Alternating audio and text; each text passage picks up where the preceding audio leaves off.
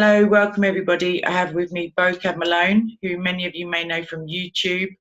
He's a street apologist, a Christian apologist, and he did Islamicise Me. And he does many videos with debunking Hebrew Israelism, Islamic polemicism, Christian apologetics, and yeah, here he is. So, hi, how are you? I'm glad to be here. How you doing, Kay? I'm very well, thank you. It's quite a bit later where I am than it is for you, so I'm going to jump in. I guess I'm going to ask you a couple of questions about how did you get into Christianity, firstly, and apologetics, secondly? Well, I was blessed to have great parents, and they showed me an example of the Christian faith from a very young age, and I had some understanding of the basics of the gospel at a young age.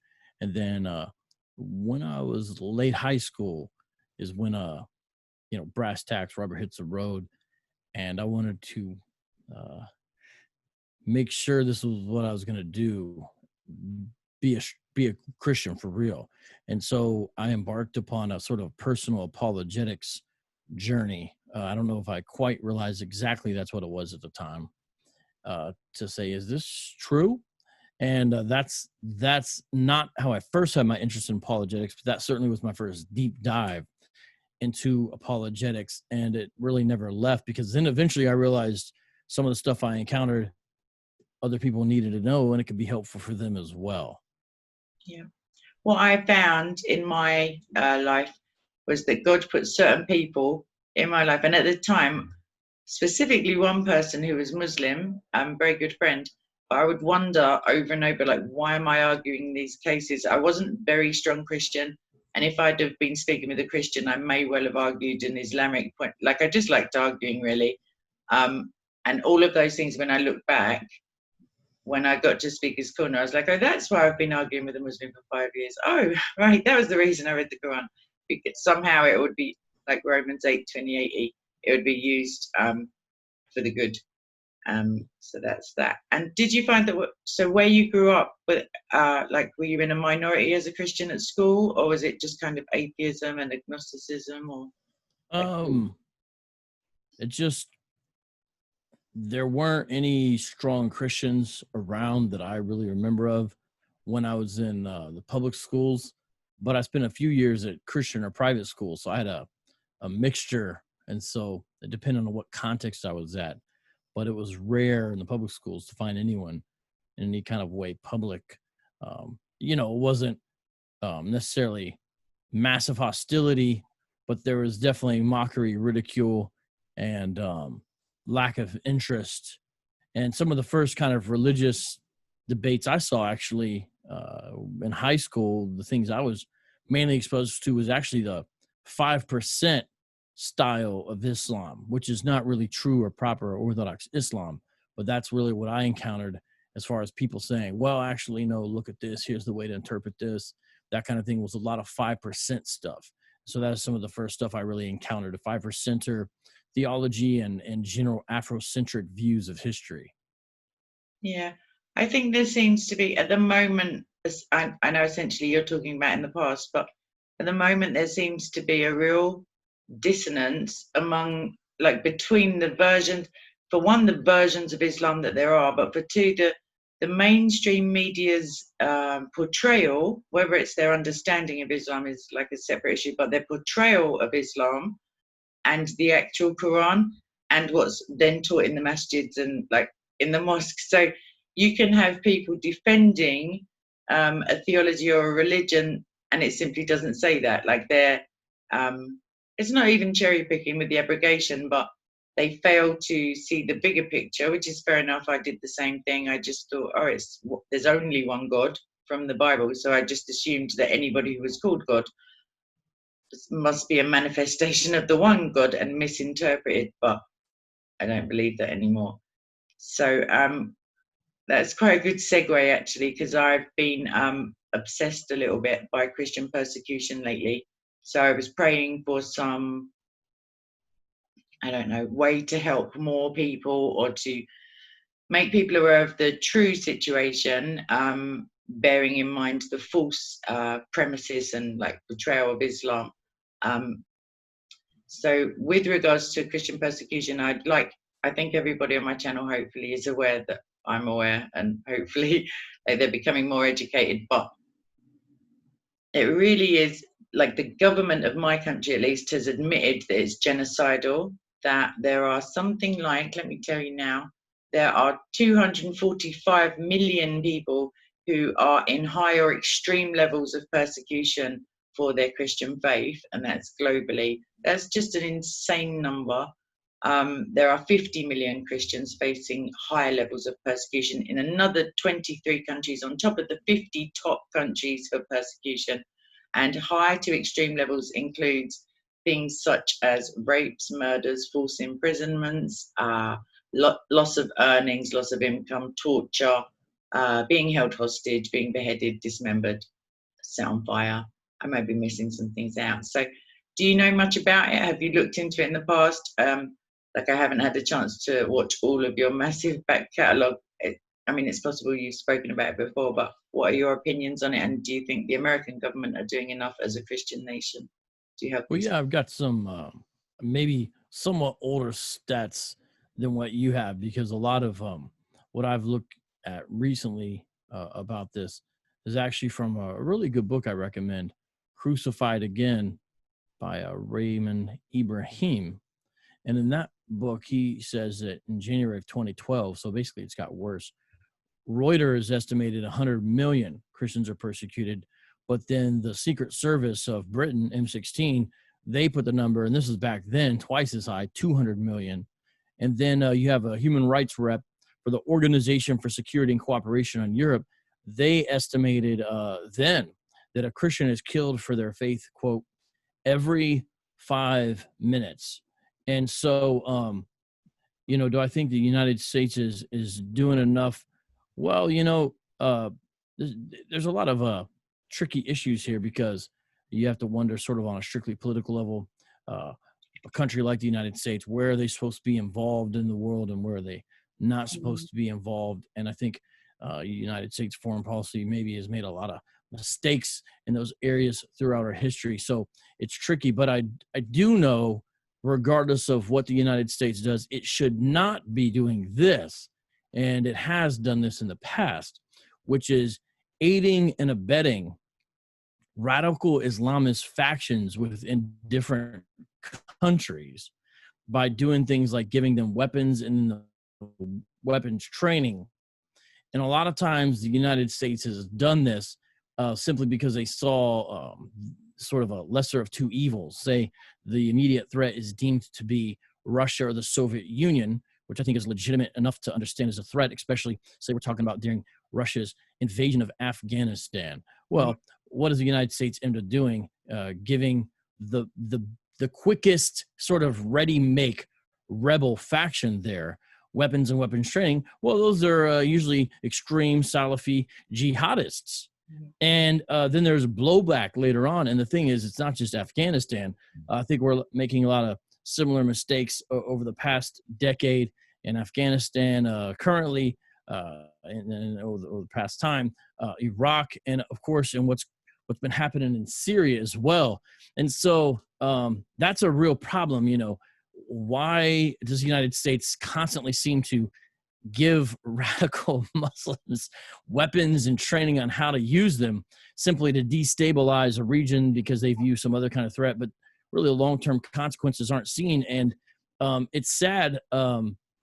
Christians in the Middle East, a lot of times, unfortunately, Kay, seem to do better under despotic dictator rulership than when the United States gets involved and we leave. And in the aftermath, you have these vacuums of power in which the first group of people to step into that, of course, are jihadis.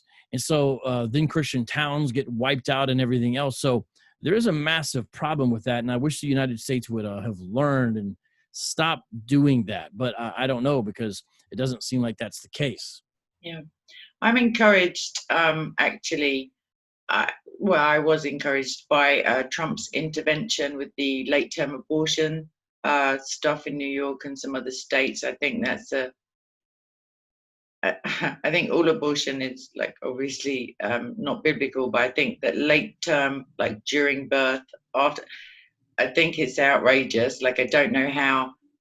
I don't know any medical reason. Like, there's one medical reason: the mother is about to die. But other than that, to say you'll have a chat with the mother after she's given birth if she's changed her mind, I think somehow the drive to normalize transgenderism, to declassify it as a mental illness, somehow, like, it seems to be connected. Whether it's all just a like a left of center kind of agenda, but I was speaking the other day with somebody that the nuclear family, for sure, Christian marriage or state approved Christian marriage has been denigrated to the point of uselessness. We now have obviously same sex marriages in churches. I don't know where they need to be there unless they're Christian. Even then, like, I don't know. So we've got a situation with the welfare state, whether it's left wing or right wing, like Republican or Democrat for the United States, is irrelevant by the time it's entrenched. And single motherhood is a more profitable, like welfare wise, option than being married and having a parent. Where it doesn't matter who the second parent is physiologically, as long as there are two loving adults bringing up the child. So I think that ties into America's like stance at home, and Britain for sure. If we have a strong Christian leader, a leader who's willing to stand up for pro-life and who's willing to like mention the word prayer or Jesus, like openly, when we especially, not so much America, we're supposed to be a Christian country. We have our monarch as the head of the faith, as it were. I think everything has like a knock-on effect. And I think then if, for example, America is setting a decent morals, like I don't mean in arms sales or any, like that's just something that happens with big countries and like politics, unfortunately. But if, as your president did, you can become like a trendsetter, you can reintroduce prayers, you can speak at pro-life rallies, you can veto late-term abortion stuff, then you have more of a moralistic standpoint to protect persecuted Christians. You're not then protecting them from the power vacuum that you helped to create. Like, so I think that it can only be a good thing for larger countries, especially now with petitions and like people power, as it were. There seem to be so many people who have time to go out on rallies lately. Like there's like a flash mob every 5 minutes in London. So I think that to get behind, I mean, we've got enough murders at home if you count abortions as well. But the situation in Nigeria, and I'm banging on about it, it's just horrific, and it's the stuff of nightmares.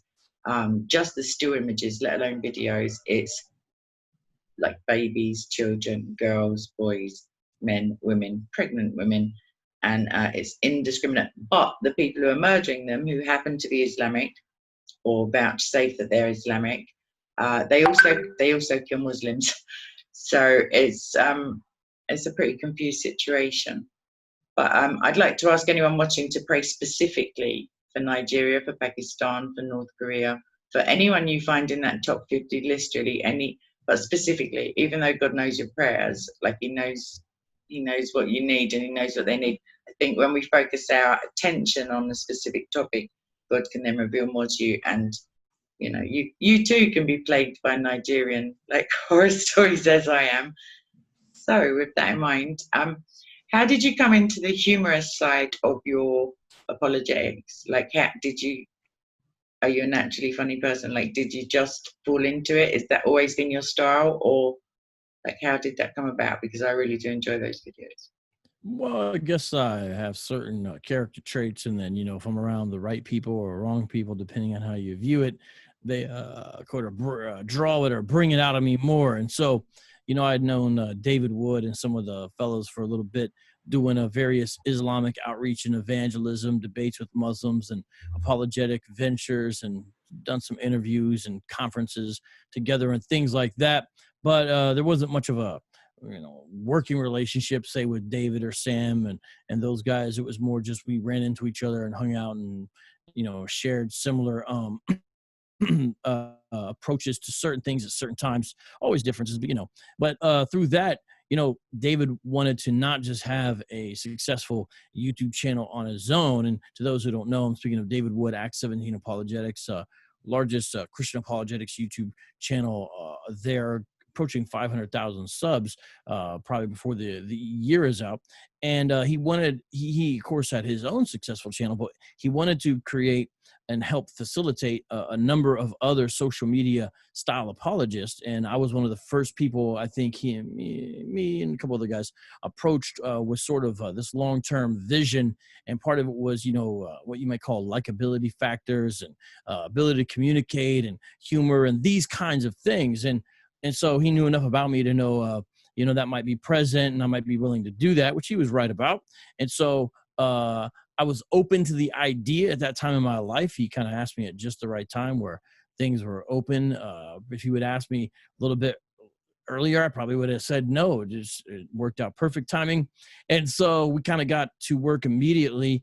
And one of the first things was, hey, here's some basic ways on how to do videos and whatnot, because I had mainly focused more on writing via blogs and radio, so not the visual component. And once we started just writing and different things, I think he felt like, I had some improv abilities and different things like that. And so we would script some things out and not script other things. And it just kept on snowballing from there, different little projects that we did. Two of the most well-known, of course, would be Islamicise Me, where atheists go on a journey to become Muslims and they read the sources and do literally what it says, sort of in the most ham-fisted way over a period of 30 days. And then the Boom Boom Room, where Muhammad has an imaginary talk show and he interviews different guests from the current time and as well as the past, some fictional, some non-fictional. And then at the end, usually blows them up. And so doing those things together and, future ideas as well, just created a lot of synergy. And then other people kind of came around and, for example, Sam Shamoon, nobody knew he had acting ability. And then all of a sudden we kind of draw him into the circle and all of a sudden, Sam's the star of the show. So that definitely is part of it. And those are some things that people view as more notable or they remember. But, the daily grind of apologetics is real life conversations with people and talking to people and having conversations, public and private, and trying to hear people out and then go back and forth with good dialogues and doing live streams because it's sort of you're interacting with people and stuff like that. And so it's part of the repertoire, humor and comedy. But of course, it's not the be all end all, at least not for me. But it's definitely in the bag of tricks, as we might say. Yeah. I find myself that, like you say, there's a mixture of so one-on-one conversations. Debating is a slightly different style. Just the one-on-ones. I think that humor always helps, especially I think with atheists as well, because I don't know. I think the best delivery has to be kindness. Like there has to be like genuine concern or care for their salvation. Anyway, like there's no point in just scoring points. It's no good to win an argument and lose the soul of the person you're arguing with. But I had a chance today, so God completely changed every plan I had for today. Like I have a friend visiting, so I was trying to show them London, and then like the bus routes were changed and the things were closed and stuff like that. But I ended up ignoring my friend actually for half an hour to speak to a lady in a coffee shop. And once she kind of unraveled her story of what's been going on, like I knew completely that like I often pray, like, can you put them in my way, just so I know. And but humor for sure for me. Like when to be fair, some of the hadiths that I have to discuss, like if I didn't have a sense of humor, like I couldn't do it with a straight face anyway, because some of them are like pretty out there. And I think the priests of Baal were mocked at one point. So I think there's like scope for humor in the Bible, but I do know of some people who like frown upon it, but they probably frown quite often, to be fair. So I just think, God bless them.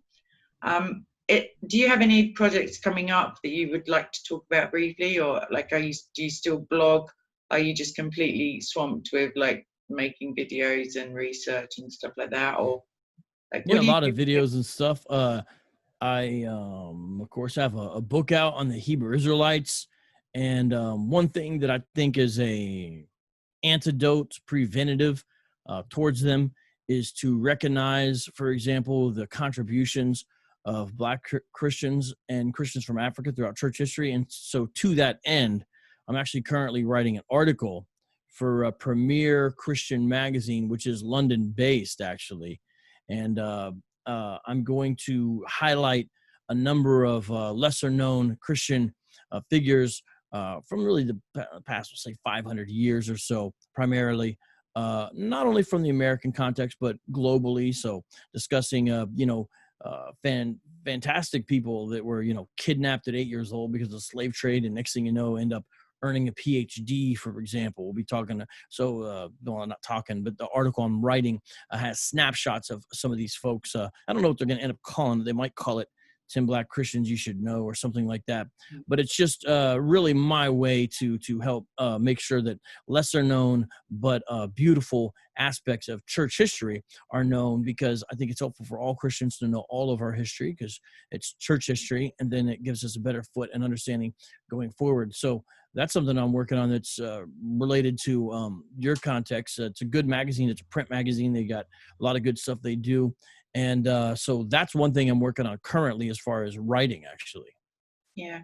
In terms of church history, and especially Israelism as well, or Black Hebrew Israelism, I think that it's important that, I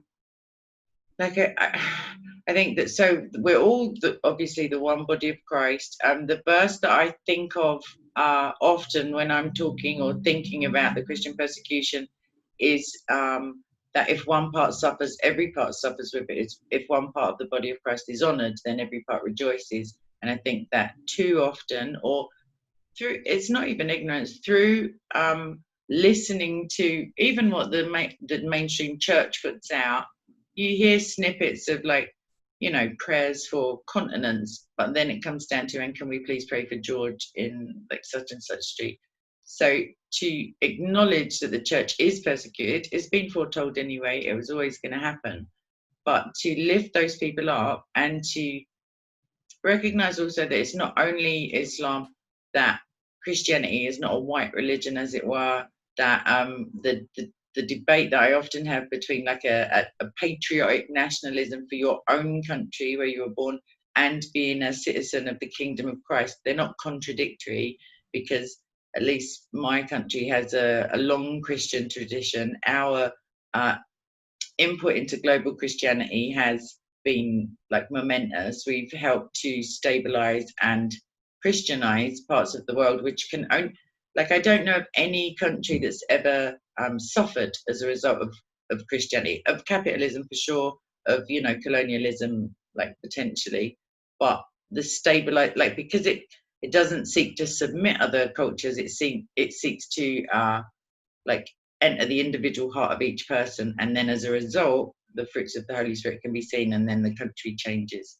in a positive way. Like in Rome, ancient Rome, we stopped infanticide, we glorified marriage, we all of those things. I'm just bigging up Jesus, by the way.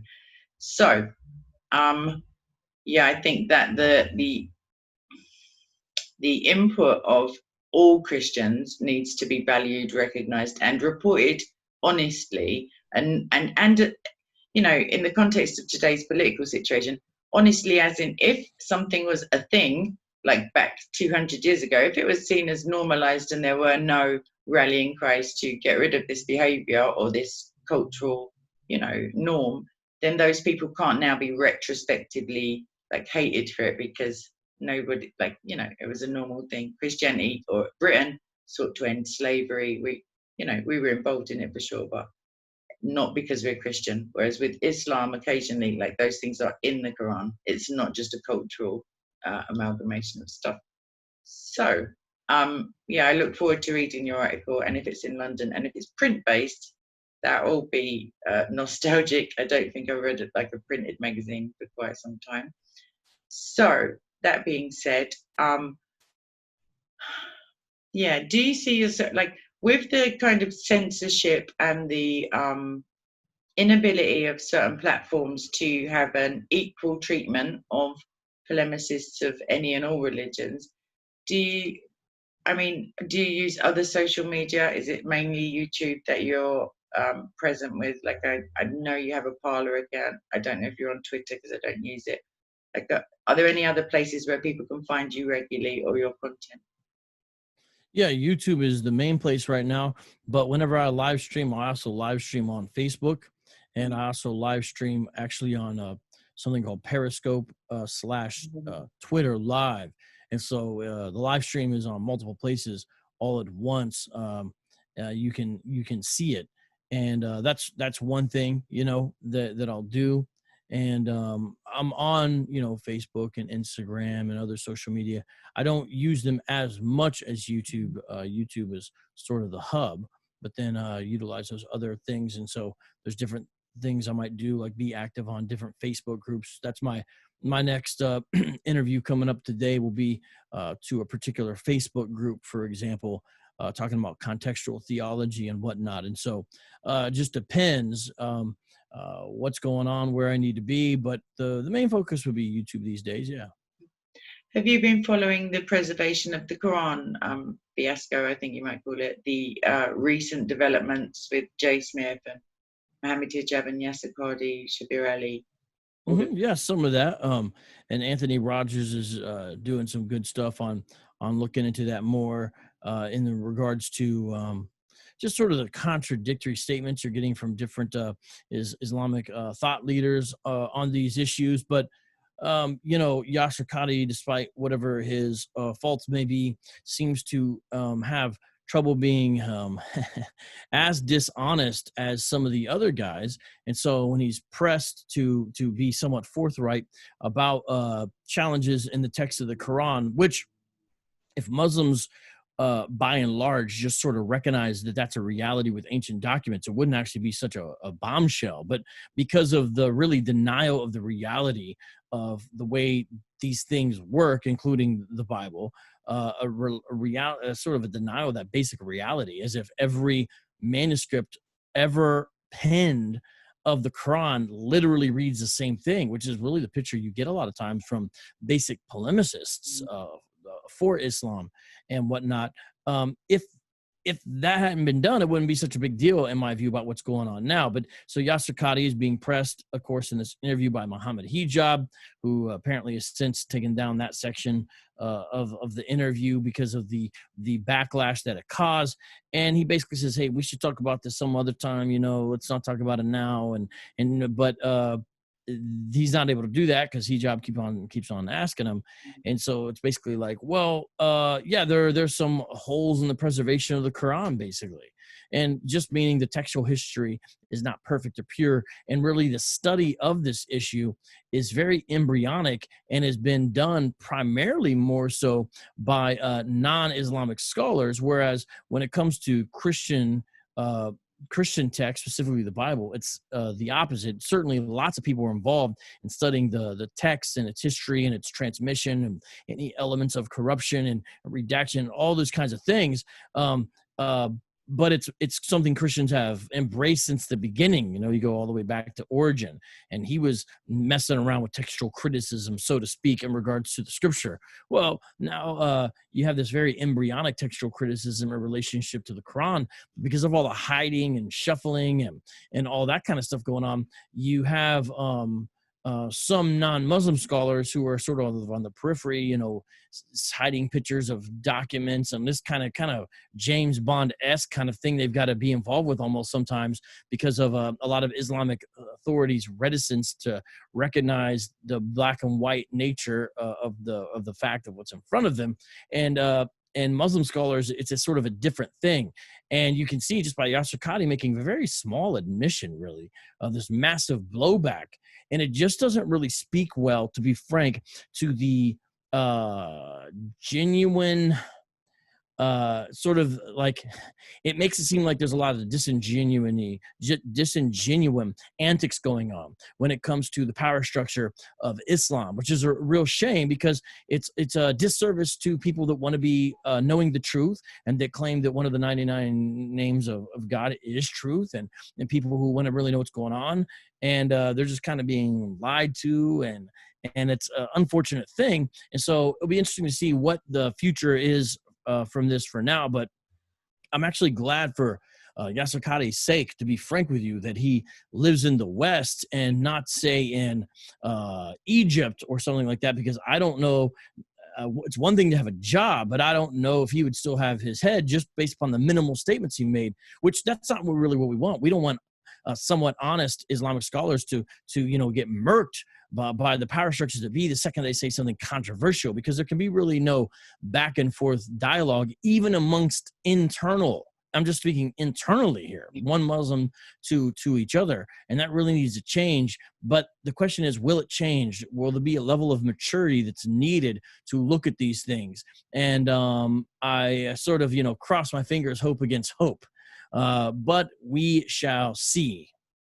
I think the massive, like the thing that have been highlighted for me, just from that interview alone, he spoke about a red line, and that is an explanation as to why for at least 30 to 40 years, even when Jay has been debating people like Shabir Ali, there's been no give at all with the statement that there is one Quran, it is perfectly preserved.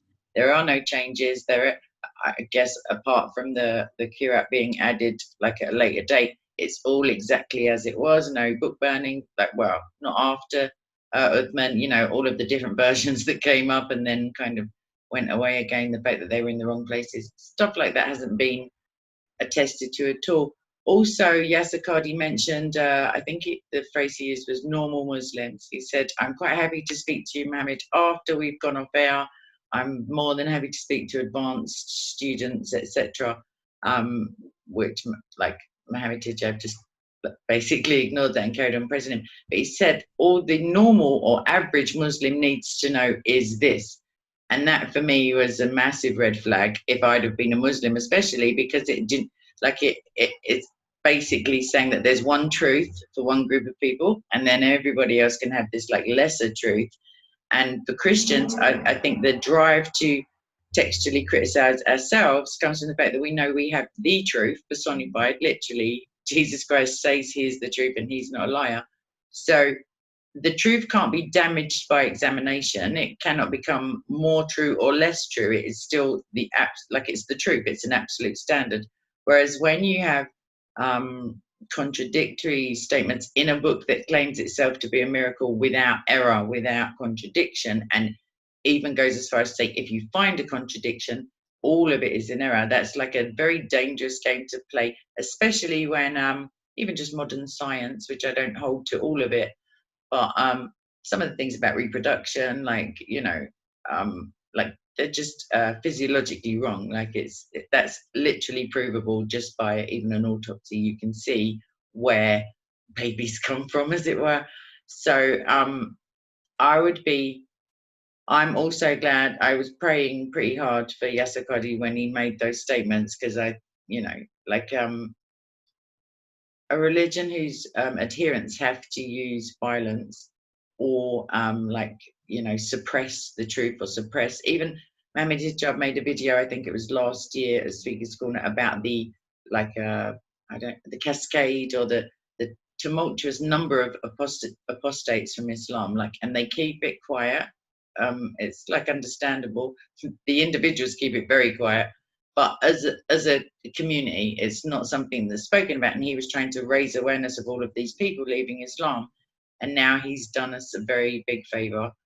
Between him and a couple of other Muslim apologists, I know they're taking down Islam quicker than the Christian polemicists of Islam could hope to do. But that being said, we're still looking into all those differences, and if they're theological, if they're just linguistic, if they change the nature of the verse, there's far more than one Quran. And on that happy note, I think I don't have any more real big questions for you. What I would like to say is I'd hope to speak to you again on our main channel, because there are many more viewers there. I'm going to go back through and watch this and link the book that you mentioned, the article, if you have the potential name of it, or at least the magazine, if you can give me that afterwards. I'll link that. Your channel. I know you're very busy, and I'd like to thank you very much for speaking to me, and I hope I'll be able to speak to you again soon. Also, we seem to have lost our resident Hebrew Israelites at Speaker's Corner. I don't know what happened to them. Hopefully they're healthy. Well, according to the news I've seen, it looks like they sort of been chased out of Speaker's Corner due to what perceives to be, honestly, a fear of Muslims. And instead of taking to doing things like harassing Jews at the supermarket and their delis in the Jewish neighborhoods there. That's what appears to me, because usually Hebrew Israelites intimidate everyone by their puffed up machismo, but all it takes is the reality of living in London, I think, for them to see that's not going to work when you have large groups of Muslims, because you're going to be outnumbered, and Muslims are not as nice as Christians on a regular basis, to be frank with you. And so the Hebrew Israelites, I think you won't see them back at Speaker's Corner on a regular basis until they think they've got their numbers up because of the way that they need to operate. Will that day ever happen? Don't know, but in the meantime, look for them harassing old men with side curls at the deli market. Yeah. I don't think I'd look good as a footstool. Just on a side note, like I'd, just prefer to like be a regular resident of heaven rather than like furniture.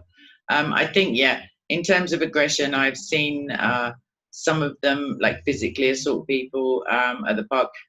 Always outnumbered by Muslims, as mostly everybody is at the park because of it's in an area that's got a big Arab presence anyway, and people like to come and listen to that. Thank God, I never thought I'd say it, that the Muslim apologists, the Dawa team, are back as of last week. Hashim and Adnan Rashid showed up, and Ali Dawa as well. I wasn't expecting him because I didn't think Mohammed Hijab would ever show up again, but he's like a sidekick. So hopefully where one goes, the other will follow. Mohammed Hijab owes me a debate anyway. I may change the topic now.